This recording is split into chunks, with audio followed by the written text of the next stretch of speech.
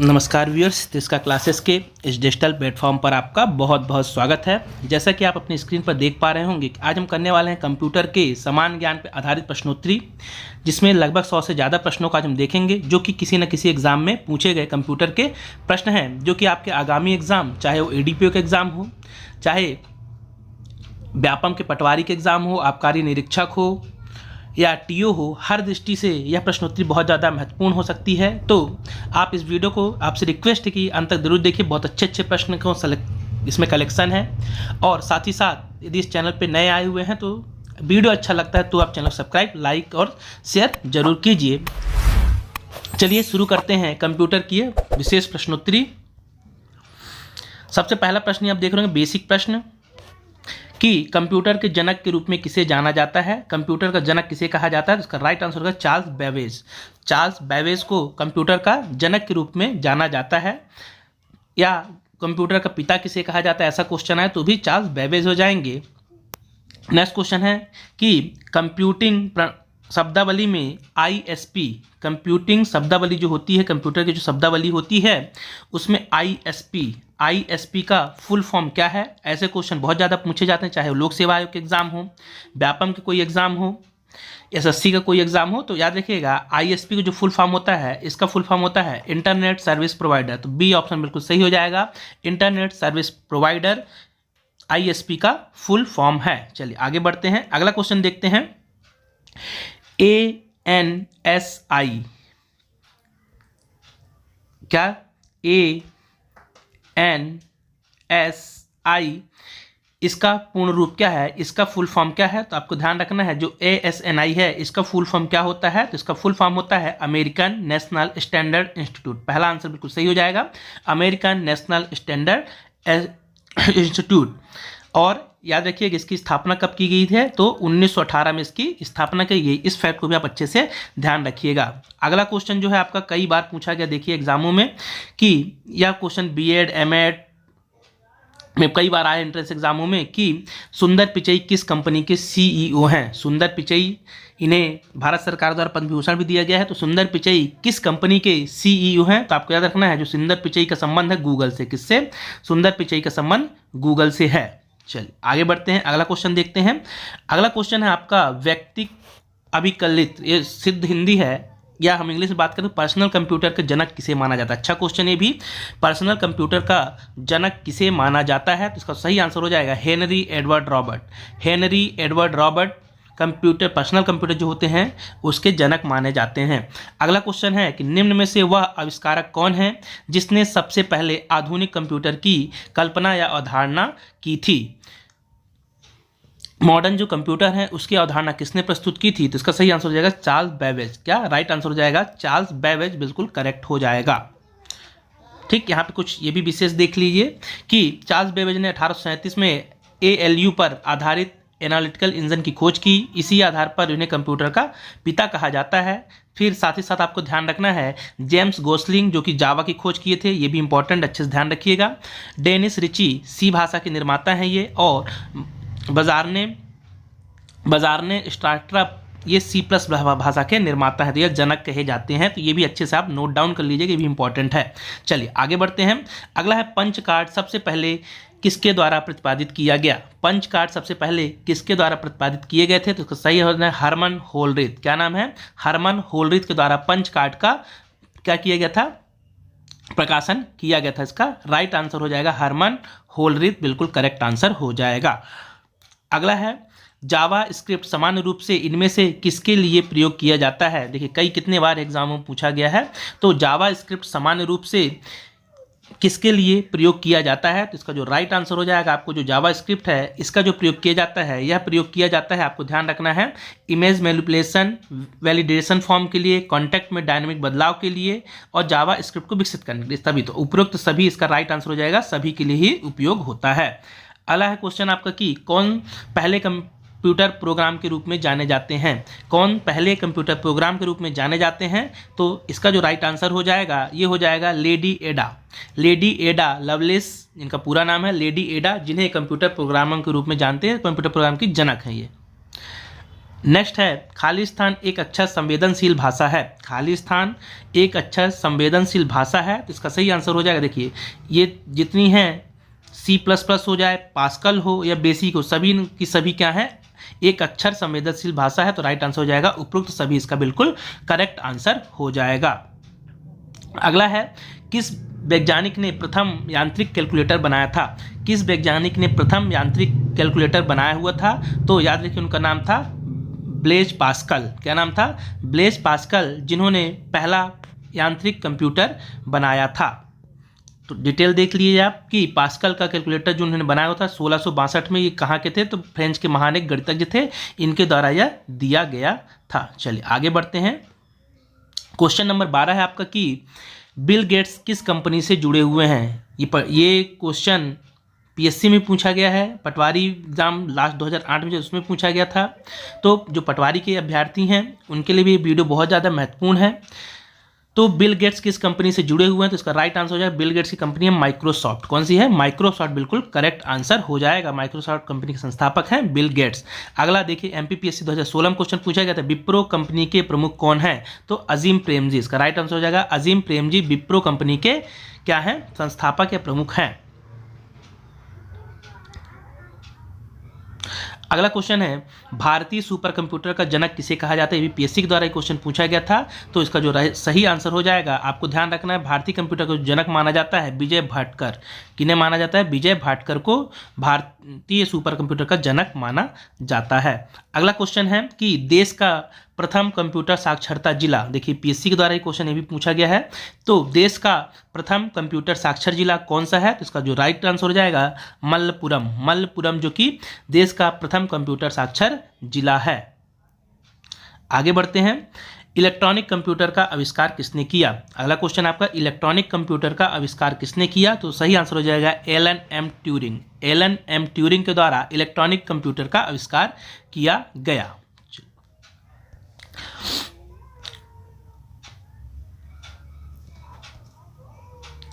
अगला क्वेश्चन है आपका कि निम्नलिखित में से सबसे पहले सरल और सबसे पुरानी कंप्यूटिंग डिवाइस कौन सी थी। निम्नलिखित में से सबसे सरल और सबसे पुरानी कंप्यूटिंग डिवाइस कौन सी थी, तो इसका राइट आंसर हो जाएगा अबेकस। कौन सी थी? अबेकस।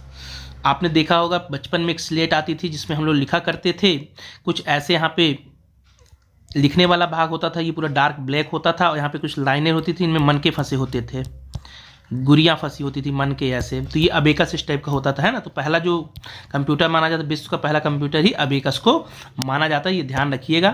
तो इसका आंसर हो जाएगा अबेकस। इसका चीन के द्वारा किया गया था, ये भी आप ध्यान रखिएगा। संसार का पहला गणक या कंप्यूटर माना जाता है।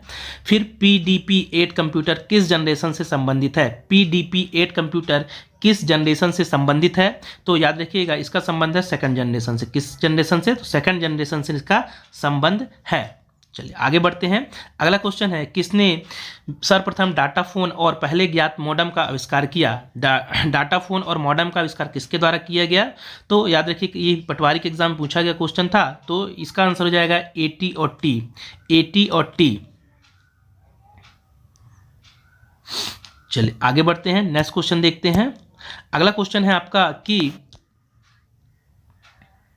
सबसे पहले गणना करने वाली डिवाइस, सबसे पहली गणना करने वाली डिवाइस कौन सी है, तो ये भी इसका आंसर हो जाएगा अबेकस। राइट आंसर हो जाएगा अबेकस। अगला है शब्द कंप्यूटर निम्नलिखित में से किस भाषा से किया गया है। शब्द जो कंप्यूटर है निम्नलिखित में से किस भाषा से इसका निर्माण किया गया है, कैसी भाषा है, तो याद रखिएगा ये लैटिन भाषा से बना हुआ है। कंप्यूट लैटिन भाषा से बना हुआ है। अगला है गिनतारा का उपयोग सर्वप्रथम कहाँ हुआ या यहाँ हुआ था। गिनतारा मतलब कहाँ पे किया गया था, तो वही अबेकस के बारे में कह रहे हैं, उसे गिनतारा भी बोला जाता है। तो याद रखिएगा इसका उपयोग चीन में सर्वप्रथम किया गया था। राइट आंसर हो जाएगा चीन में। अगला है पहला इलेक्ट्रॉनिक कंप्यूटर कौन सा था। पहला इलेक्ट्रॉनिक कंप्यूटर कौन सा था, तो याद रखिएगा जो पहला, ये कई बार एग्जाम में पूछा गया क्वेश्चन है कि सब सर्वप्रथम इलेक्ट्रॉनिक कंप्यूटर कौन सा था, उसका नाम था एनियक। क्या नाम था? एनियक जो था पहला इलेक्ट्रॉनिक कंप्यूटर माना जाता है। चलिए आगे बढ़ते हैं। अगला क्वेश्चन है आपका कि 1969 में यूएस ने एक नेशनल कंप्यूटर नेटवर्क प्रोजेक्ट तैयार किया था जिससे कि इंटरनेट को लॉन्च किया गया। उस वित्तीय प्रोजेक्ट का नाम क्या था? तो बहुत सरल क्वेश्चन है, आरपानेट। क्या नाम था? आरपानेट बिल्कुल इसका करेक्ट आंसर हो जाएगा। सन याद रखिएगा 1969 में किया गया था और कहाँ का? यूएसए का है। यूएसए, ये भी याद रखिएगा, ये भी पूछा जा सकता है। कहाँ से संबंधित आरपानेट का? तो यूएसए में किया गया था। और नाम क्या था? आरपानेट। कब? 1969 में इसकी स्थापना की गई थी। अगला क्वेश्चन है, ENIAC क्या प्रदर्शित करता है? अभी हमने देखा ENIAC हिंदी में लिख दिया है, कंफ्यूज नहीं होना। ENIAC क्या प्रस्तुत करता है? तो इसका जो सही आंसर हो जाएगा, ENIAC का जो फुल फॉर्म होता है, कुल मिला के ये आपसे पूछना चाह रहा है। तो जो ENIAC का फुल फॉर्म है, आप ध्यान रखिएगा, ENIAC का जो फुल फॉर्म क्या है? तो ENIAC का जो फुल फॉर्म है ENIAC का जो फुल फॉर्म हो जाएगा आपसे, तो इसका मतलब है आपको याद रखना है electronic numerical integrator and computer. C बिल्कुल करेक्ट आंसर हो जाएगा। Electronic numerical integrator and computer इसका करेक्ट आंसर हो जाएगा। चलिए आगे बढ़ते हैं। ये पूरा डिटेल आप देख सकते हैं ENIAC के बारे में और क्या महत्वपूर्ण है, आप यहाँ पे पूरे देख सकते हैं। चलिए आगे बढ़ते हैं। अगला क्वेश्चन है, प्रोलॉग भाषा विकसित हुई। ये क्वेश्चन पिछले एग्जाम में पूछा गया है, आप यदि ध्यान रखें, संपदा अधिकारी या भू संपदा अधिकारी एग्जाम उसमें आया थी प्रोलॉग वगैरह का, तो उसमें सीधा ऐसा क्वेश्चन तो नहीं पूछा गया था। क्वेश्चन पूछा गया कौन सी इसमें कौन सी कंप्यूटर की भाषा है, किस जनरेशन का, ऐसा कुछ क्वेश्चन था। तो प्रोलॉग ये भी एक कंप्यूटर की भाषा है, कब विकसित की गई? तो याद रखिएगा इसका जो विकास हुआ था 1973 में प्रोलॉग का विकास किया गया था। ठीक, कहाँ से? फ्रांस में। कहाँ पे होता? तो फ्रांस। ये भी आप अच्छे से ध्यान रखिए। व्याख्या भी आप देखते जाइएगा, इनमें कई सारे और भी आपको नॉलेज मिलेगा। इनकी जो व्याख्या रहती है उसे भी आप जरूर देख लीजिएगा। चलिए अगला क्वेश्चन देखते हैं। भारत में के सुपर कंप्यूटर का नाम क्या है? भारत के सुपर कंप्यूटर का नाम क्या है? तो इसका जो सही आंसर हो जाएगा परम। भारत का सुपर कंप्यूटर का नाम है परम। कहाँ पे विकसित किया गया ये भी आप देंगे, ये भी इंपॉर्टेंट है आपके लिए। तो इसे पुणे के CDAC जो संस्थान है, CDAC पुणे के द्वारा इसे निर्मित किया गया था। अगला क्वेश्चन आपका, बहुत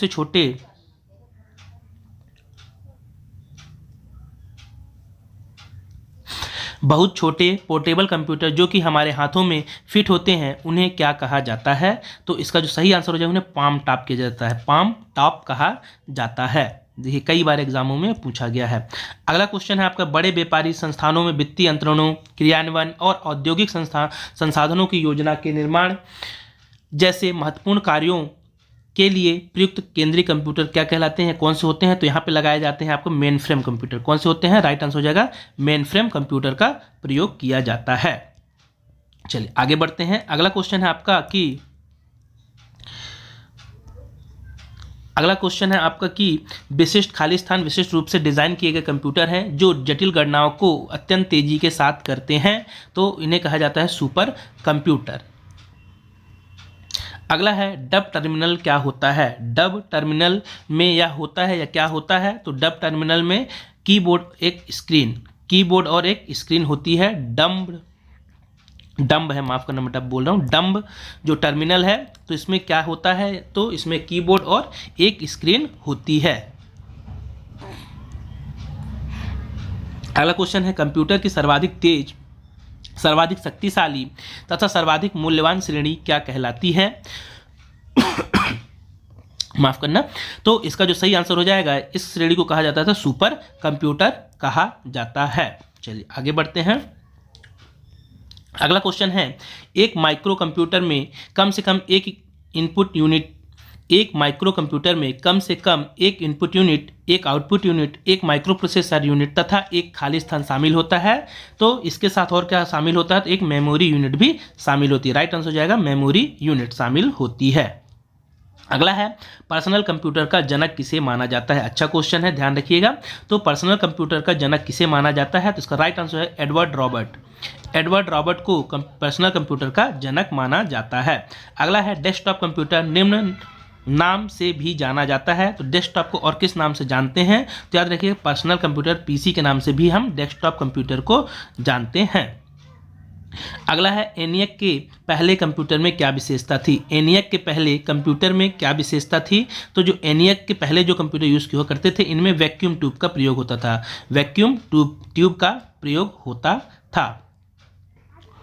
अगला है अनुपम क्या है। अनुपम खाली स्थान है। अनुपम क्या है, तो अनुपम एक सुपर कंप्यूटर है। परम हो गया, अनुपम हो गया, ये सब सुपर कंप्यूटर हैं। चलिए आगे बढ़ते हैं। अगला क्वेश्चन है आपका कि UNIVSC का पूर्ण रूप क्या है।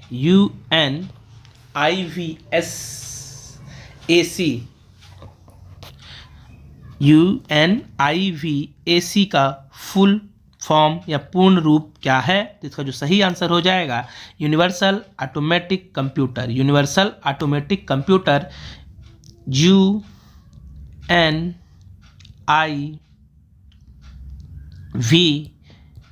यूनिवेक, इसका फुल फॉर्म हो जाएगा क्या, यूनिवर्सल ऑटोमेटिक कंप्यूटर। चलिए आगे बढ़ते हैं।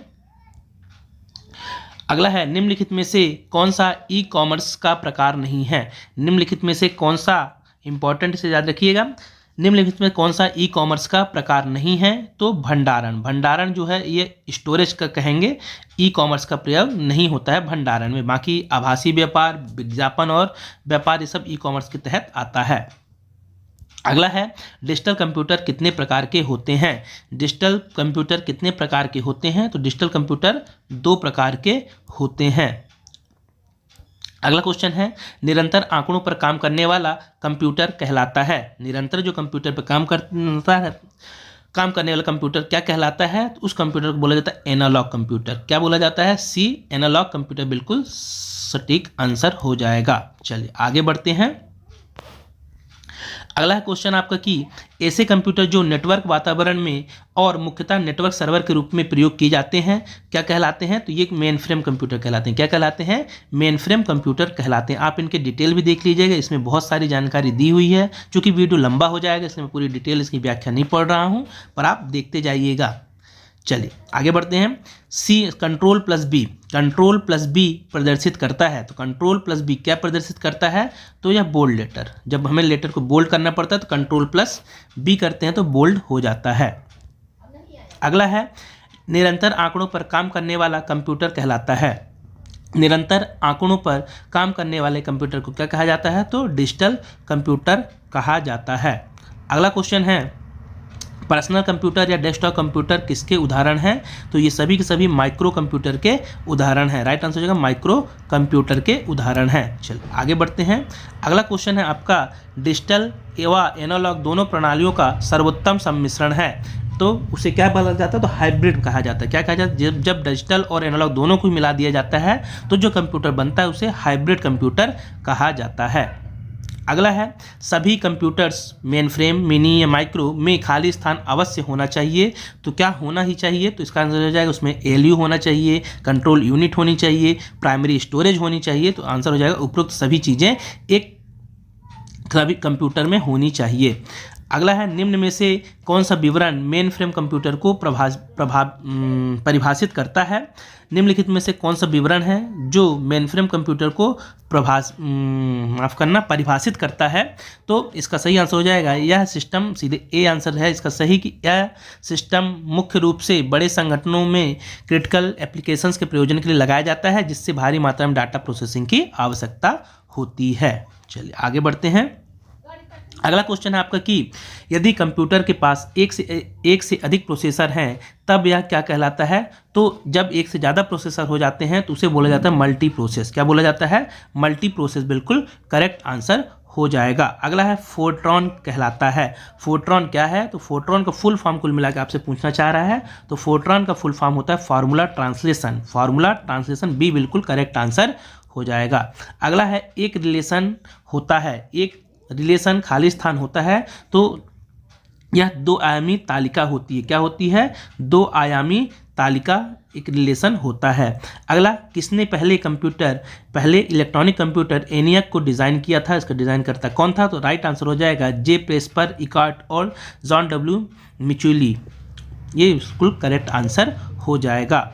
अगला है पर्सनल कंप्यूटर यूनिट की मदरबोर्ड के अलग अलग कंपोनेंट घटक कॉन्सिक्यूटिव समांतर इलेक्ट्रिकल संचालित तार आपस में जुड़े हुए होते हैं। देखिए इस लेवल तक के प्रश्न पूछे जा सकते हैं, बहुत अच्छे अच्छे प्रश्न है ये किसी ने इस एग्जाम पूछे ही गए हैं, तो इसका करेक्ट आंसर हो जाएगा बस। उसे क्या बोला जाता है, बस बोला जाता है। अगला है IBM PC एटी में एटी का फुल फॉर्म क्या होता है? तो याद रखिएगा जो एटी का फुल फॉर्म जो होता है इनमें से कोई नहीं है। एडवांस टेक्नोलॉजी भी नहीं होता है, advance applied technology, additional technology भी नहीं होता है।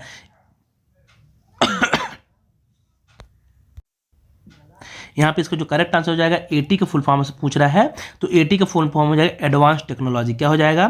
एडवांस टेक्नोलॉजी इसका करेक्ट आंसर हो जाएगा। यहाँ ये गलत लिखा हुआ आंसर शायद, ये एडवांस टेक्नोलॉजी इसका करेक्ट आंसर हो जाएगा।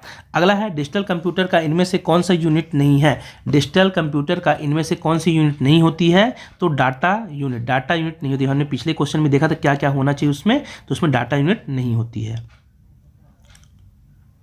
क्योंकि उसमें क्या क्या होता है ये देखिए लिखा भी है कि डिजिटल कंप्यूटर में इनपुट यूनिट होती है, आउटपुट यूनिट होती है तथा कंट्रोल यूनिट होती है। ठीक, चलिए आगे बढ़ते हैं। पांचवी नॉर्मल फॉर्म इससे संबंधित है। पांचवी फिफ्थ नॉर्मल फॉर्म किससे संबंधित है? तो ये ज्वाइन निर्भरता से संबंधित है। किससे संबंधित है? तो राइट आंसर होगा ज्वाइन निर्भरता से संबंधित है। अगला है किसी पर्सनल कंप्यूटर की शब्द लंबाई कितनी होती है? किसी जो पर्सनल कंप्यूटर होता है, पीसी जो होता है, उसके कंप्यूटर शब्द लंबाई कितनी होती है? तो 64 बिट। कितनी हो सकती है? 64 बिट होती है। आगे बढ़ते हैं। अगला क्वेश्चन है निम्नलिखित में से कौन सबसे बड़ा, सबसे तेज एवं सबसे महंगा कंप्यूटर माना जाता है? तो ये माना जाता है सुपर कंप्यूटर। देखिए सुपर कंप्यूटर कितनी तरह से क्वेश्चन पूछे जा सकते हैं आपसे। देखिए 3 या 4 क्वेश्चन आ चुके हैं सुपर कंप्यूटर से, अभी हमने देखा, तो अलग अलग प्रकार से क्वेश्चन पूछे जा सकते हैं। अगला है एक डिजिटल घड़ी में किस प्रकार का कंप्यूटर होता है? तो जो डिजिटल घड़ी होती है उसमें आपको एम्बेड, कैसा? एम्बेडेड कंप्यूटर होता है। एक डिजिटल घड़ी में एम्बेडेड कंप्यूटर का प्रयोग किया जाता है। अगला है भारत में विकसित सुपर कंप्यूटर परम 1998 ई किसके द्वारा विकसित किया गया था? तो इसका जो विकास किया गया था सीडेक कंपनी जो बेंगलुरु पुणे की है, सीडेक कंपनी, उसके द्वारा इसका विकास किया गया था। किसका? सुपर कंप्यूटर 1998 ई। चलिए आगे बढ़ते हैं। अगला क्वेश्चन है आज तक कंप्यूटर की कुल कितनी पीढ़ियां ज्ञात हो चुकी हैं? तो कंप्यूटर की अभी तक आपको 5 पीढ़ियां, 5th जनरेशन आ चुकी है। अगला है चौथी पीढ़ी के कंप्यूटर का मुख्य पुर्जा या पार्ट्स कौन सा था? तो चौथी पीढ़ी में जो मुख्य पार्ट था वो माइक्रो प्रोसेसर था। क्या था? माइक्रो प्रोसेसर बिल्कुल करेक्ट आंसर हो जाएगा। अगला है वॉल्व लेग कंप्यूटर किस पीढ़ी के हैं? वॉल्व लेग कंप्यूटर किस पीढ़ी के माने जाते हैं? तो ये पहली पीढ़ी के माने जाते हैं। अगला है कंप्यूटर के खाली स्थान पीढ़ी में VLSI क्या कहना चाह रहा है? ये कहना चाह रहा है कि VLSI और माइक्रो प्रोसेसर अस्तित्व में कब आया, किस पीढ़ी में आया था? तो याद रखिए VLSI का जो प्रयोग किया गया था, यह प्रयोग किया गया था चौथी पीढ़ी में। किस पीढ़ी में? चौथी पीढ़ी में इसका प्रयोग किया गया था। चलिए आगे बढ़ते हैं। अगला क्वेश्चन है आपका कि USB का पूरा नाम क्या है? कई बार एग्जाम में पूछा गया है USB का। तो USB का जो पूरा नाम होता है यूनिवर्सल सीरियल बस होता है। यूनिवर्सल सीरियल बस, अच्छे से याद रखिएगा। USB का जो फुल फॉर्म है ये क्या होता है? तो ये होता है यूनिवर्सल सीरियल बस। अगला है फर्स्ट जनरेशन के कंप्यूटर से पहले निर्मित कंप्यूटर कौन से थे? तो इनसे पहले जो आते थे उसको बोला जाता था इलेक्ट्रोमैकेनिकल। क्या बोला जाता था? इलेक्ट्रोमैकेनिकल थे।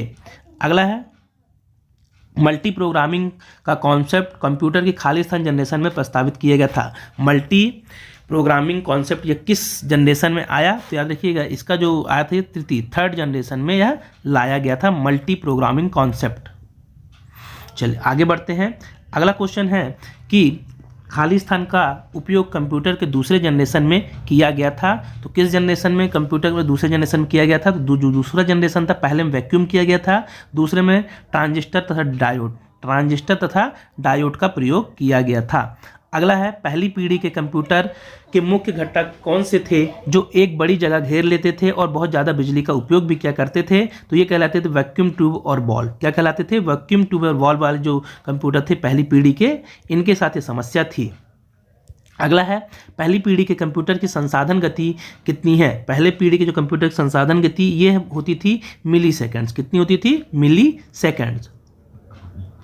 अगला है आपका कि पीढ़ी में ट्रांजिस्टर उपयोग किए गए, किस पीढ़ी में किए गए पूछना चाह रहा हो। तो किस पीढ़ी में ट्रांजिस्टर का उपयोग किया गया? अभी हमने डिस्कस भी किया पिछले क्वेश्चन में। तो सेकंड किस में किया गया था? द्वितीय पीढ़ी में ट्रांजिस्टर का प्रयोग किया गया था।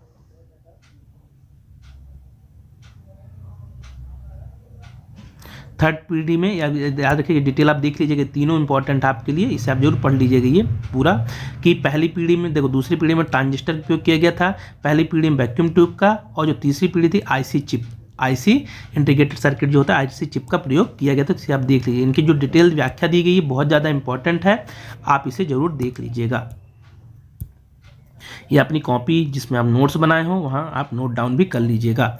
अगला है LSI, VLSI एवं ULSI।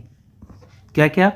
LSI आया, फिर VLSI आया, फिर ULSI आया, तीनों। तो क्वेश्चन है LSI, VLSI, ULSI चिप साधारणतः किसके प्रजनन में व्यवहृत होते हैं? तो इसका जो सही आंसर हो जाएगा थर्ड, किस में? थर्ड जनरेशन में। अगला है संगणक कृत्रिम मेधा के अवधारणा का उपयोग करता है। संगणक मतलब कंप्यूटर किसका मेमोरी के रूप में, किसका मतलब मेधा, कृत्रिम मेधा मतलब मेमोरी के अवधारणा का प्रयोग करता है। तो इसका आंसर हो जाएगा पांचवी पीढ़ी में, किसमें करता है? फिफ्थ जनरेशन में। अगला है खालिस्तान को संगणकों के प्रसिद्ध निर्माता के रूप में जाना जाता है। तो इसका जो सही आंसर हो जाएगा IBM एवं HP को जाना जाता है। किसे जाना जाता है? IBM इंटरनेशनल बिजनेस मशीन और HP को जाना जाता है। अगला है the term of second generation computer is deemed. The term of second, ये हमारे हाईकोर्ट के क्लर्क एग्जाम में पूछा गया क्वेश्चन है, ये कब अस्तित्व में आया? तो याद रखिएगा, इसका जो सही आंसर हो जाएगा, क्या पूछ रहा है आपसे? Term of second generation. Second generation का जो समय पीरियड था, ये आप चार्ट देख सकते हैं बहुत अच्छे से, बहुत ज़्यादा इंपॉर्टेंट है ये, कब क्वेश्चन पूरे दिया हुआ है। तो इसका जो सही आंसर हो जाएगा 1956 से 65, 1956 से 65 इसका राइट आंसर हो जाएगा। चलिए आगे बढ़ते हैं। आपको यदि इसकी PDF चाहिए तो इसी YouTube चैनल का आप सर्च करेंगे, वैसे मैं लिंक दे दूंगा डिस्क्रिप्शन बॉक्स में, तो आप PDF को डाउनलोड भी कर सकते हैं।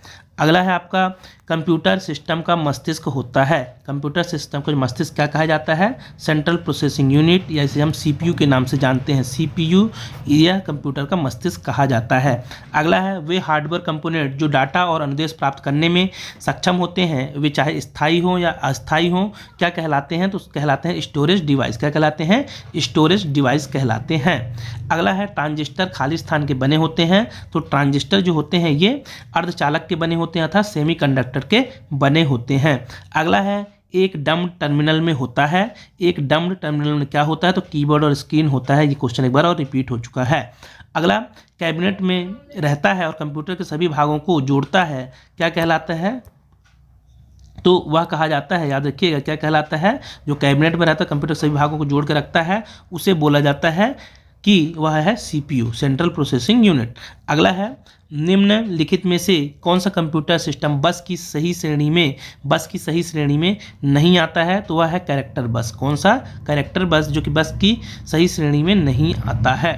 अगला है निम्नलिखित में से कौन सा कनेक्टर 25 पिन फीमेल कनेक्टर के रूप में आता है और प्रिंटर, स्कैनर और इसी तरह के अन्य उपकरणों को जोड़ने के लिए उपयोग में लाया जाता है? तो उसे बोला जाता है पैरेलल पोर्ट। क्या बोला जाता है? पैरेलल पोर्ट बोला जाता है।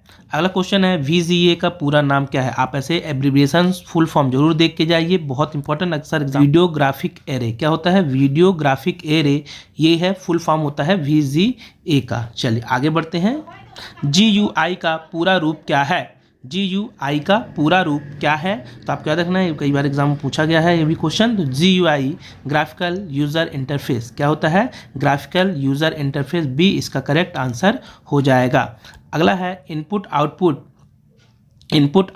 पार्ट के संदर्भ में USB का पूर्ण रूप क्या होता है? तो USB का जो पूर्ण यूनिवर्सल सीरियल बस USB का पूर्ण रूप होता है। अगला है सिम का पूरा नाम क्या है? सिम का पूरा नाम क्या है जिसे हम यूज़ करते हैं? तो सिम का पूरा नाम याद रखना है सब्सक्राइबर आइडेंटिटी मॉड्यूल। सिम का पूरा नाम होता है। अगला है DBMS का उद्यम वर्ग डेटाबेस प्रणाली किन दो घटकों के बीच एक अंतरफलक? तो DBMS का उद्यम वर्ग डेटाबेस प्रणाली किसके दो घटकों के बीच एक अंतरफलक के रूप में कार्य करता है? तो ये कार्य करता है डाटाबेस आवेदन और डाटाबेस एप्लीकेशन और डाटाबेस के बीच यह कार्य करता है। आगे बढ़ते हैं। अगला है आपका कि निम्न में से कौन सा एक मेटा डेटा की विशेषता नहीं है? निम्न में से कौन सी एक मेटा डेटा की विशेषता नहीं है? तो डेटा के बारे में डेटा यह इसकी विशेषता नहीं होती है। अगला क्वेश्चन है, कंप्यूटर में इस्तेमाल आईसी चिप आमतौर पर किसके बने होते हैं? तो आईसी चिप सिलिकॉन की बनी होती है। सिलिकॉन वैली बेंगलुरु को कहा जाता है, ये भी आप ध्यान रखिएगा। सिलिकॉन में क्या क्या आता है? तो जर्मेनियम और सिलिकॉन या जर्मेनियम दोनों ही अर्धचालक के अंतर्गत आते हैं। यूआरएल का फुल फॉर्म क्या है? देखिए कई बार एग्जाम कितने बार पूछा गया। यूआरएल का फुल फॉर्म क्या है? तो यूआरएल का जो फुल फॉर्म है आपको ध्यान रखना है, यूनिफॉर्म रिसोर्स लोकेटर। यहाँ पे यूनिवर्सल नहीं आएगा, यूनिफॉर्म रिसोर्स लोकेटर, ये यूआरएल का फुल फॉर्म होता है। अगला है, आंतरिक बिजली की आपूर्ति खाली स्थान कहलाती है। तो आंतरिक बिजली की जो आपूर्ति होती है उसको एसएमपीएस बोला जाता है। क्या बोला जाता है? एसएमपीएम बोला जाता है। चलिए आगे बढ़ते हैं।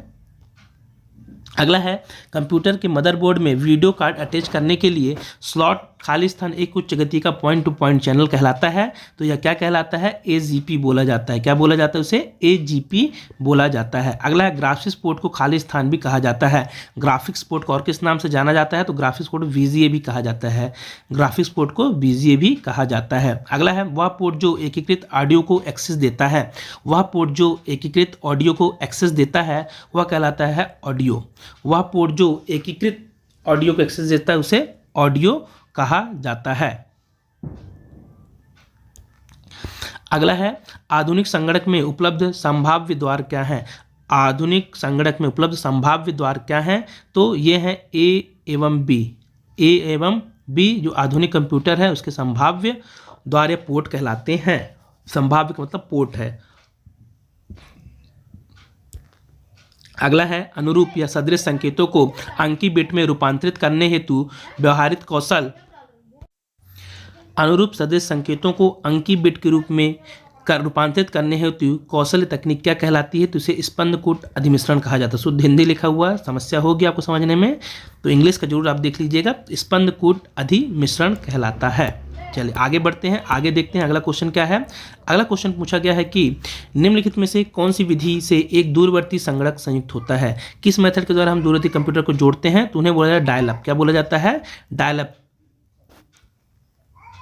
अगला है आपका कि HDMI पोर्ट का विस्तृत रूप क्या है? HDMI जो पोर्ट होता है उसका फुल फॉर्म क्या है? तो इसका फुल फॉर्म है high definition multimedia interface. High definition multimedia interface. अगला है, RJ45 UTP केबल में खाली स्थान केबल होते हैं। कितने केबल होते हैं? तो 4 पेयर में होते हैं। कितने पेयर में? 4 पेयर के केबल होते हैं। अगला है, at present TFT monitor are use in what the term of TFT refer. English में है टोटली, तो इसका जो करेक्ट आंसर हो जाएगा thin film transistor. Thin film transistor इसका राइट आंसर हो जाएगा। अगला है, what beep codes could indicate a system board of power supply failure. तो इसका जो राइट आंसर हो जाएगा, आपको ध्यान रखना है, इसका जो राइट आंसर है, इसका राइट आंसर हो जाएगा 1 long continuous beep tone. 1 long continuous beep tone. चलिए आगे बढ़ते हैं। अगला क्वेश्चन है, यूपीएस स्टैंड फॉर, मतलब यूपीएस का फुल फॉर्म क्या है? तो यूपीएस का जो फुल फॉर्म है इसका फुल फॉर्म होता है uninterrupted power supply. Uninterrupted power supply UPS का फुल फॉर्म होता है। अगला है, MIDI निम्नलिखित में से होता है। MIDI क्या होता है? जैसे HDMI का है वैसे MIDI में निम्न में क्या होता है? तो प्राचीन यंत्रों से मिलने वाली संगीत को रिकॉर्ड करना। प्राचीन यंत्रों से मिलने वाली संगीत को रिकॉर्ड किया जाता है MIDI के द्वारा। अगला है, इसका फुल फॉर्म भी आप देख लीजिएगा, ये भी इंपॉर्टेंट है, यहाँ पे लिखा हुआ है म्यूजिकल इंस्ट्रूमेंट डिजिटल इंटरफेस, इसका फुल फॉर्म होता है। अगला है, ऑडियो एडिटर। ऑडियो एडिटर क्या है? तो ऑडियो एडिटर क्या कहलाता है? तो ऑडियो एडिटर में सीधा प्रसारण वाला संगीत को आपके पीसी द्वारा रिकॉर्ड करने के लिए अधिकार प्रदान करता है। अगला है, निम्न में से कौन सा स्टैंडर्ड RS-232C सिग्नल नहीं है? निम्न में से कौन सा, अब वीडियो बहुत लंबा हो रहा है, थोड़ा और जल्दी से करते हैं, जल्दी करें क्वेश्चनों को। तो निम्न में से कौन सा स्टैंडर्ड RS-232C सिग्नल नहीं होता है? तो इसका जो सही आंसर हो जाएगा, इनमें से कौन नहीं होता है? तो इसका सही हो जाएगा CTS। कौन सा नहीं होता है? तो स्टैंडर्ड बेसिस में नहीं होता है, तो CTS नहीं होता है। चलिए आगे बढ़ते हैं, अगला क्वेश्चन देखते हैं। अगला क्वेश्चन है निम्न में से IDE का पार्ट नहीं है, निम्न में से कौन सा IDE का पार्ट नहीं है? तो इसका सही आंसर हो जाएगा form layout window, journal window. Form layout Windows, journal window ये IDE का पार्ट नहीं होता है। कंप्यूटर में जहाँ एसेसरीज जुड़ती है उसे क्या कहते हैं? तो उसे कहा जाता है पोर्ट। कंप्यूटर में जहाँ एसेसरीज जोड़ते हैं उसे पोर्ट कहा जाता है। SMPS का विस्तारण या पूर्ण रूप क्या होता है? तो SMPS का जो पूर्ण रूप है स्टोर मोड पावर सप्लाई क्या होता है? Store mode power supply SPM का फुल फॉर्म होता है। चलिए आगे बढ़ते हैं। अगला क्वेश्चन है इनमें से कौन सा वस्तुनिष्ठ प्रकार की परीक्षा में उत्तर पत्रक को जांचने के लिए प्रयुक्त किया जाता है? तो उसे बोला जाता है OMR। क्या बोला जाता है? OMR, जो कि क्या है? OMR को वस्तुनिष्ठ जो प्रश्न होते हैं जिस पे हम एग्जाम देते हैं उसे जांचने के लिए प्रयोग की जाती है। Full form optical mark reader. Optical mark reader ये भी आप ध्यान रखिएगा, ये भी इंपॉर्टेंट है, ऑप्टिकल मार्क रीडर। अगला है which of the following is not a type of touch screen technology. ये MPCJ में एग्जाम 2013 में पूछा गया था। जितने CJ एग्जाम देते हैं ADPO वाले उनके लिए बहुत ज़्यादा महत्वपूर्ण। तो MPCJ के एग्जाम में आया था क्वेश्चन कि which of the following is not a type of touch screen technology. तो इसका सही आंसर हो जाएगा RAW रॉ, ये इसका सही आंसर हो जाएगा। अगला है आपको एक नया प्रेजेंटेशन क्रिएट करने और मौजूदा प्रेजेंटेशन को ओपन करने की कौन अनुमति देता है? तो जो अनुमति देता है टास्क पैन। कौन देता है? Task pane. चलिए आगे बढ़ते हैं। अगला है वे हार्डवेयर कंपोनेंट जो डाटा को अनुदेश प्राप्त करने में सक्षम होते हैं, वे चाहे अस्थायी हो या अस्थायी, शायद रिपीट हो चुका है, तो इसका उसे क्या बोला जाता है? तो स्टोरेज डिवाइस का करेक्ट आंसर हो जाएगा। चलिए आगे बढ़ते हैं। अगला क्वेश्चन है आपका कि डॉट मैट्रिक्स इसका एक प्रकार होता है। तो डॉट मैट्रिक्स किसका प्रकार है? तो ये प्रिंटर का प्रयोग, राइट आंसर हो जाएगा प्रिंटर का। अगला है 211-816K/1 रैम में सभी स्मृति स्थानों का चयन करने के लिए कितने एड्रेस बिट्स की आवश्यकता पड़ती है? तो राइट आंसर हो जाएगा इसमें 14 बिट की। कितने? 14 बिट की जरूरत पड़ती है। अगला है ATM का पूर्ण रूप क्या है? ATM का पूर्ण रूप क्या है? तो asynchronous transfer mode, asynchronous transfer mode या क्या है इसका पूर्ण रूप होता है। अगला है एक नया प्रिंटर इंस्टॉल करने के लिए कंट्रोल पैनल पर ऑप्शन का उपयोग किया जाता है। किस ऑप्शन का? तो उस ऑप्शन को बोला जाता है add new printer. Add new printer का उपयोग किया जाता है यदि नया कंप्यूटर में जोड़ना है। अगला है CPU और मेमोरी खाली स्थान पर स्थित होते हैं। तो ये सब स्थित होते हैं मदरबोर्ड में। किसमें स्थित होते हैं? राइट आंसर हो जाएगा मदरबोर्ड में। चिप एक समान खाली स्थान का समान उपनाम है। तो चिप किसका है? तो इंटीग्रेटेड सर्किट IC का नाम है या सामान्य उपनाम है, IC को ही चिप बोला जाता है। अगला है निम्नलिखित में से कौन सा हार्डवेयर नहीं है? निम्नलिखित में से कौन सा हार्डवेयर नहीं है दिए गए ऑप्शन में से? तो इंटरप्रेटर एक अनुवादक है, बाकी माउस, प्रिंटर, स्कैनर सब हार्डवेयर है। इंटरप्रेटर एक सॉफ्टवेयर है।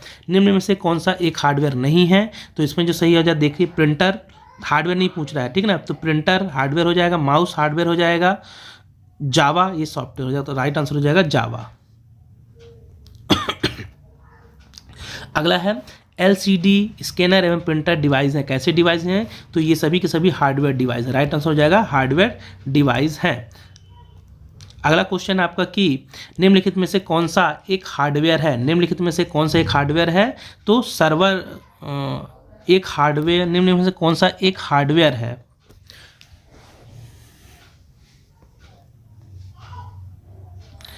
तो यहाँ पे देखिए असेंबलर सॉफ्टवेयर है, कंपाइलर सॉफ्टवेयर है, इंटरप्रेटर भी सॉफ्टवेयर, सर्वर एक हार्डवेयर में आ जाएगा। सर्वर इसका राइट आंसर हो जाएगा। अगला वह हार्डवेयर डिवाइस जिसका उपयोग कंप्यूटर से टेक्स्ट व ग्राफिकल को कागज़ में प्रिंट करने के लिए उपयोग किया जाता है, तो उसे क्या कहा जाता है? उसे कहा जाता है प्रिंटर। क्या कहा जाता है? राइट आंसर है प्रिंटर। अगला है वे हार्डवेयर कंपोनेंट जो डाटा और अनुदेश प्राप्त करने में सक्षम होते हैं, वे चाहे स्थायी हो अस्थायी, क्या कहलाते हैं? Storage device. 3 बार क्वेश्चन रिपीट हो चुका है, सोचिए कितना ज़्यादा पूछा जा रहा है क्वेश्चन। अगला है खाली स्थान एक आउटपुट डिवाइस नहीं है। खाली स्थान एक आउटपुट डिवाइस नहीं है। राइट आंसर हो जाएगा माउस। माउस एक इनपुट डिवाइस है।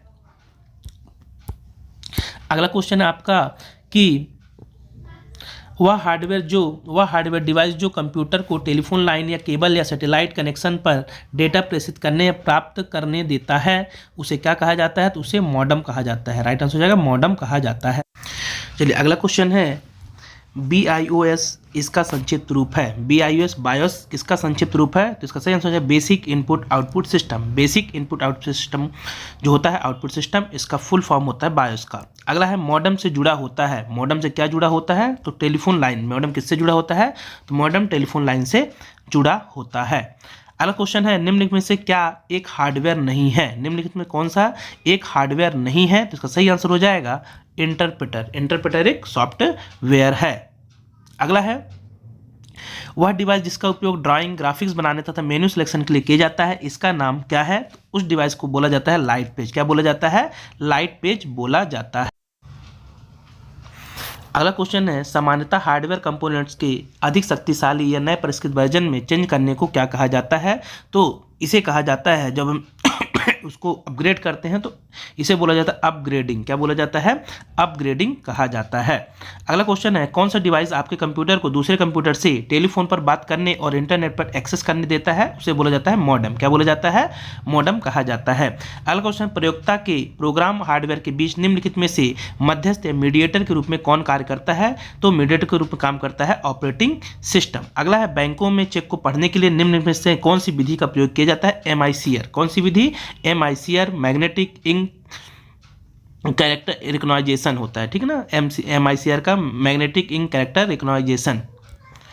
चलिए आगे बढ़ते हैं, अगला क्वेश्चन देखते हैं। अगला क्वेश्चन है आपका कि कैथोड रे ट्यूब का रूप है। कैथोड रे ट्यूब एक रूप है तो यह किसका एक रूप है? तो मॉनिटर का एक रूप है। अगला है कनेक्टर जिसमें केबल को लगाया जाता है क्या कहलाता है? कनेक्टर जिसमें केबल को लगाया जाता है वह क्या कहलाता है? तो याद रखिएगा उसे पोर्ट बोला जाता है। क्या बोला जाता है? राइट आंसर हो जाएगा पोर्ट कहा जाता है। अगला है माउस तथा कीबोर्ड में प्रयोग किए जाने वाले कनेक्टर का नाम क्या है? तो उसे बोला जाता है PS2। क्या बोला जाता है? PS2 या जो कि PS2 जो होता है CPU से जुड़ा होता है। अगला है इम्पैक्ट प्रिंटर में प्रिंटिंग के लिए किसका प्रयोग किया जाता है? तो स्याही लगे रिबन का। राइट आंसर हो जाएगा स्याही लगे रिबन का प्रयोग किया जाता है। मॉडेम का क्या कार्य है? मॉडेम का क्या कार्य है? तो याद रखिएगा मॉडेम एनालॉग सिग्नल को डिजिटल में बदलता है, फिर डिजिटल सिग्नल को एनालॉग में बदलता है, अर्थात दोनों ही कार्य करता है। तो उपयुक्त दोनों इसका बिल्कुल करेक्ट आंसर हो जाएगा। आगे बढ़ते हैं। अगला क्वेश्चन है निम्नलिखित में से कौन सा मॉड्यूलन और डीमॉड्यूलेशन के लिए उपयोग किया जाता है? तो मॉड्यूलेशन और डीमॉड्यूलेशन जो उपयोग किया जाता है उसे बोला जाता है मॉडेम। बिल्कुल करेक्ट आंसर हो जाएगा। निम्नलिखित में से क्या एक एनालॉग डिवाइस का उदाहरण है? तो एनालॉग डिवाइस रिकॉर्ड प्लेयर हो गया, टेप रिकॉर्डर हो गया, VCR, टेलीफोन एनालॉग डिवाइस हैं, जबकि CD, DVD, हार्ड डिस्क ये सब डिजिटल डिवाइस कहलाते हैं। अगला है एक हार्डवेयर डिवाइस जो अनुदेशों का अनुक्रम क्रियान्वित करने की क्षमता रखता है उसे क्या कहा जाता है? उसे कहा जाता है प्रोसेसर। क्या कहा जाता है? उसे प्रोसेसर कहा जाता है। अगला क्वेश्चन है मॉडेम के विषय में कौन सा कथन सत्य नहीं है? सत्य नहीं है। मॉडेम के विषय में कौन सा कथन सत्य नहीं है? तो देखिए इसका जो सही आंसर हो जाएगा मॉडेम के विषय में जो कथन सत्य नहीं है, 4 ऑप्शन दिए हुए हैं, तो तीसरा जो कथन है आपका C कि मॉडेम इंफॉर्मेशन पैकेट डिस्पैच करते हुए अनेक डिवाइसों के साथ कनेक्शन साझा करता है, ये कथन बिल्कुल सत्य नहीं है। चलिए आगे बढ़ते हैं। अगला क्वेश्चन आपका कि PCI NICS इंस्टॉल करते समय आपका IRQ उपलब्धता की जांच कौन करता है? तो इस उपलब्धता की जांच करता है मदरबोर्ड। कौन करता है? मदरबोर्ड। अगला है निम्नलिखित में से बायोस द्वारा कौन सा प्रोग्राम संचालित किया जाता है जो कंप्यूटर ऑन होने पर यह जांच करता है कि हार्डवेयर कंपोनेंट समुचित रूप से कार्य कर रहे हैं या नहीं कर रहे हैं? तो पोस्ट, उसे कहा जाता है पोस्ट कहा जाता है। Power on self test, power on self test POST का फुल फॉर्म हो जाएगा। अगला क्वेश्चन है कंप्यूटर सिस्टम की फंक्शनलिटी में वृद्धि करने के लिए इसमें लगाए जाने वाले इक्विपमेंट को क्या कहा जाता है? तो उसे कहा जाता है पेरिफेरल डिवाइस। क्या कहा जाता है? पेरिफेरल डिवाइस कहा जाता है। ये देखिए TO के एग्जाम में क्वेश्चन पूछा गया है, ये जो आगामी एग्जाम है, तो अब ध्यान रखिएगा, अच्छे क्वेश्चन है ये। आधुनिक मैग्नेटिक टेप में कौन सा डाटा रिकॉर्डिंग फॉर्मेट है? आधुनिक जो मैग्नेटिक टेप आ रहा है उसमें कौन सा डाटा रिकॉर्डिंग फॉर्मेट है? तो इसका जो सही आंसर हो जाएगा उसकी डाटा रिकॉर्डिंग फॉर्मेट है 8 बिट EBCDI 8 बिट EBCDIC, ये फॉर्मेट होता है आधुनिक मैग्नेट टेप का। अगला है which one of the following is essential peripheral. ये हाईकोर्ट में क्वेश्चन इंग्लिश में आते हैं मोस्टली। तो which one of the following is essential peripheral, तो जो होता है essential peripheral keyboard, right answer हो जाएगा कीबोर्ड। अगला है physical component that make up your computer are known as, उसे क्या कहा जाता है, तो उसे कहा जाता है आपका हार्डवेयर। क्या कहा जाता है, हार्डवेयर। कंप्यूटर के मदरबोर्ड में क्या होता है, कंप्यूटर के मदरबोर्ड में क्या होता है, तो इसका करेक्ट आंसर हो जाएगा कंप्यूटर के मदरबोर्ड में मॉनिटर। कंप्यूटर के मदरबोर्ड में मॉनिटर दिए गए ऑप्शन में से, और बाकी इसके अलावा क्या क्या होता है, तो माइक्रो प्रोसेसर होता है, उसमें मेमोरी होती है, बायोस होता है। मॉनिटर एक आउटपुट डिवाइस है, ये भी आप ध्यान रखिएगा। अगला है निम्न में से कौन सा कंप्यूटर हार्डवेयर नहीं है, तो एक्सेल एक एप्लीकेशन सॉफ्टवेयर है।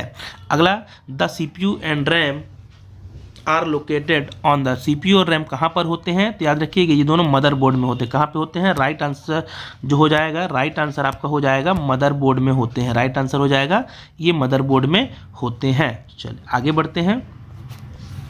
अगला क्वेश्चन है इनपुट क्या है, इनपुट क्या है, तो इसका सही आंसर हो जाएगा कंप्यूटर पर डेटा कमांड को भेजना। कंप्यूटर पर डेटा कमांड को भेजना इनपुट है।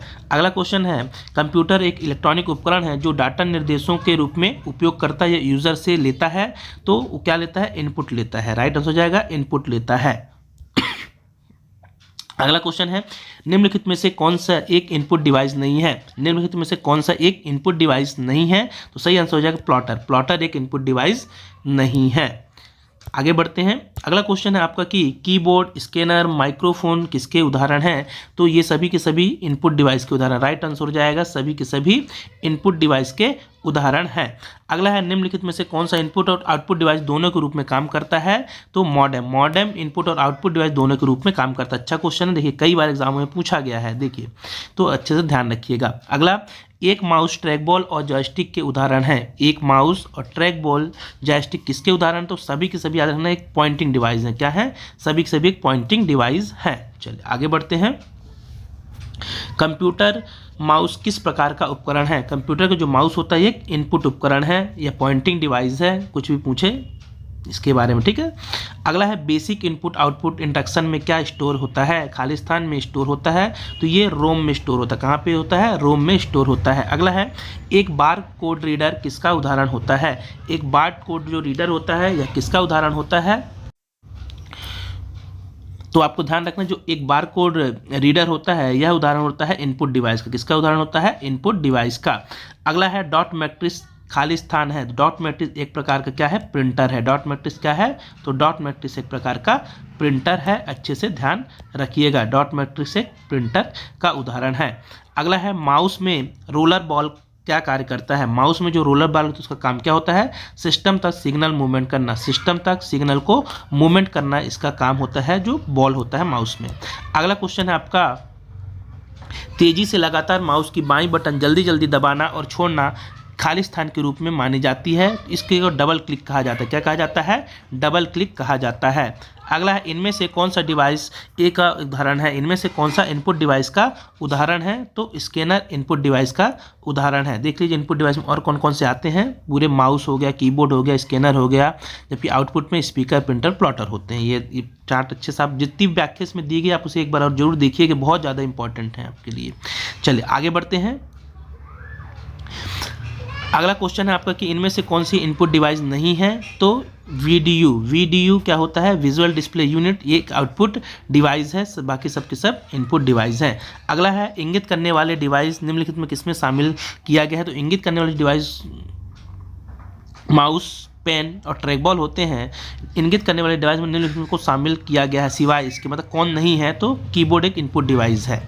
अगला है देखिए इसमें पूरे एक चार्ट बन गया आपको, है ना, तो ये आप कॉपी अपने नोट डाउन कर सकते हैं कि पॉइंटिंग डिवाइस कौन कौन से, इनपुट डिवाइस कौन कौन से, आउटपुट डिवाइस कौन कौन से, बहुत ज़्यादा उपयोगी है इसकी व्याख्या जो रहती है। चलिए आगे बढ़ते हैं।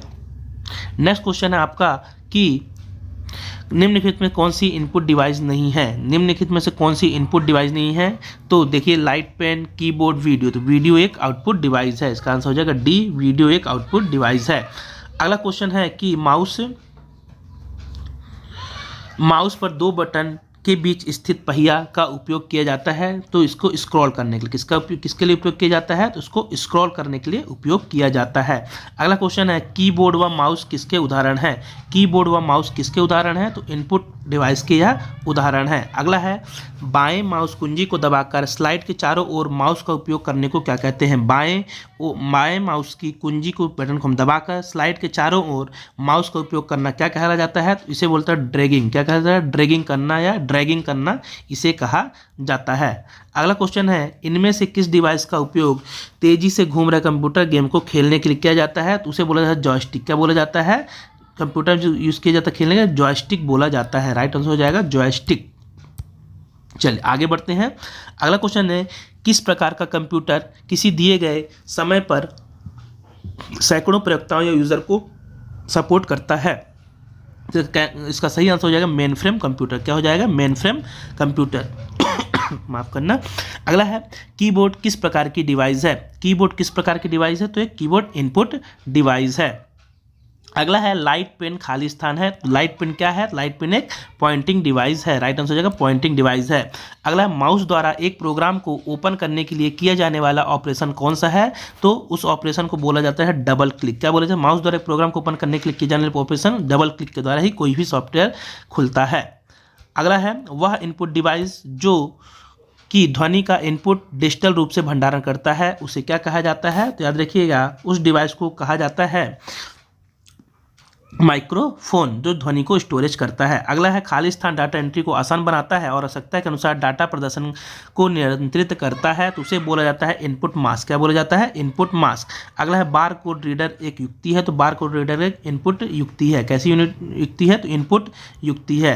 अगला है निम्नलिखित में से इनपुट डिवाइस नहीं है। निम्नलिखित में कौन सी इनपुट डिवाइस नहीं है, तो दिए गए ऑप्शन में से प्रिंटर एक आउटपुट डिवाइस है, बाकी सब इनपुट डिवाइस है। अगला है निम्न में से कौन एक स्कैनर का प्रकार है, तो flat bed scanner. Flat bed scanner एक स्कैनर का प्रकार है। अगला है MICR का फुल फॉर्म क्या है, ये TO के एग्जाम में पूछा गया क्वेश्चन है। तो MICR का जो फुल फॉर्म हो जाता है magnetic ink character reader. Magnetic ink character reader MICR का फुल फॉर्म हो जाएगा। अगला है कंप्यूटर्स पॉइंटिंग डिवाइसेस। कंप्यूटर की पॉइंटिंग डिवाइस कौन सी है, तो माउस कंप्यूटर की एक पॉइंटिंग डिवाइस है। निम्न में से कौन सा कंप्यूटर आउटपुट डिवाइस नहीं है, तो सही आंसर हो जाएगा कीबोर्ड एक इनपुट डिवाइस है, बाकी सब आउटपुट डिवाइस हैं। ये देखिए ये जो चार्ट दिए हैं ना, आप इनको बहुत अच्छे से लिख लीजिएगा, बहुत काम आने वाले हैं आपके, ठीक है। अगला है mouse is attached to. Mouse किससे अटैच्ड रहता है, तो CPU से। राइट आंसर हो जाएगा CPU से। ग्राफिकल यूजर इन्वायरमेंट में कौन सी प्रमाणिक पॉइंटिंग डिवाइस का उपयोग किया जाता है, तो ग्राफिकल GUI जिसे बोलते हैं, इसमें जिसका जॉयस्टिक का किसका प्रयोग किया जाता है, जॉयस्टिक का प्रयोग किया जाता है। अगला है निम्न में से कौन सा आउटपुट डिवाइस नहीं है, तो इसका सही आंसर हो जाएगा स्कैनर। स्कैनर एक इनपुट डिवाइस है, तो सही आंसर हो जाएगा स्कैनर एक इनपुट डिवाइस है, बाकी सब आउटपुट डिवाइस हैं। चलिए अगला देखते हैं। अगला क्वेश्चन है निम्न में से किस इनपुट डिवाइस का प्रयोग MS ऑफिस में नहीं कर सकते हैं, तो उसका नाम है लाइट पेन। लाइट पेन का प्रयोग हम MS ऑफिस में नहीं कर सकते हैं। अगला OCR का फुल फॉर्म क्या है या OCR से क्या तात्पर्य है, तो optical character reader. Right answer हो जाएगा ऑप्टिकल कैरेक्टर रीडर OCR का फुल फॉर्म हो जाएगा। अगला क्वेश्चन है निम्न में से कौन सा प्रिंटर सबसे सस्ता होता है, तो उस प्रिंटर का नाम है डॉट मैट्रिक्स प्रिंटर, सबसे सस्ता माना जाता है। अगला है वीडियो कॉन्फ्रेंसिंग हेतु निम्नलिखित में कौन सा डिवाइस अनिवार्य होता है, ये PSC के द्वारा क्वेश्चन पूछा गया है, तो वेबकैम। वेबकैम एक अनिवार्य डिवाइस होता है। अगला है वीडियो कॉन्फ्रेंसिंग क्या है, ये PSC का क्वेश्चन है, देखिए तो इसमें सही आंसर हो जाएगा दूरसंचार प्रौद्योगिकी का उपयोग करते हुए वीडियो कॉल का परिचालन करना, ये सही आंसर हो जाएगा वीडियो कॉन्फ्रेंसिंग का। अगला है निम्न में से कौन सा आउटपुट डिवाइस नहीं है। निम्नलिखित में से कौन सी आउटपुट डिवाइस नहीं है, सही आंसर हो जाएगा डिजिटल कैमरा। डिजिटल कैमरा एक आउटपुट डिवाइस नहीं है। चलिए लास्ट स्लाइड आपकी। तो ये आपके अंतिम क्वेश्चन थे। आपको यदि वीडियो अच्छा लगा हो तो इस चैनल को सब्सक्राइब कीजिए, लाइक कीजिए और ज़्यादा से ज़्यादा शेयर कीजिए। निश्चित मानिए जो मैंने आपके कंप्यूटर सेलेक्टेड लगभग सभी आउटपुट इनपुट डिवाइस हो गए, सॉफ्टवेयर वाले बेसिक हो गए, जनरेशन वाले जो चैप्टर हैं, सभी को पूरा एक साथ करवाने की कोशिश की है, जो कि आपके आगामी आने वाले एग्जाम के लिए बहुत ज़्यादा महत्वपूर्ण होगा। इसी तरह की यदि आपको वीडियो नियमित रूप से चाहिए या अभी अंतराल में आते रहेंगे तो चैनल को सब्सक्राइब कर लीजिए, लाइक कीजिए, ज़्यादा से ज़्यादा शेयर कीजिए। फिर मिलेंगे किसी नए वीडियो के साथ, तब तक के लिए बहुत बहुत धन्यवाद।